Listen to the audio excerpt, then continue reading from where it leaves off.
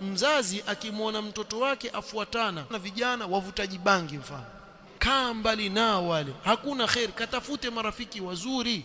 Kwa mzazi la mtia uchungu amkanya mtoto wake kutokana na watu. Huyu akijiwa katika dini akaambiwa mtu fulani ule usimsikilize atakupoteza, akwambia ona ndio tulivyokaa sisi Waislamu, tutaja na watu tu, huyo mzungumza shekhe, huyo mzungumza shekhe huyu, shekhe huyo mzungumza shekhe huyu, watu wote wazungumza nini jamaa, kutaja watu. Sisi hatujaona katika Qur'ani wala sunna watu watajwa.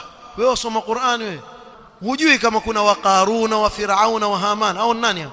Si watu hao. Hujasoma tabbat yada abi lahab wa tab, huyo nani?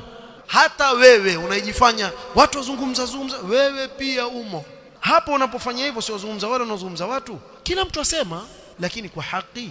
Hapa ndipo panapozingatiwa. Na wewe unayenyamaza na wajua kuwa huyo enda kupotezwa, wallahi utakwenda kuulizwa mbele ya Allah.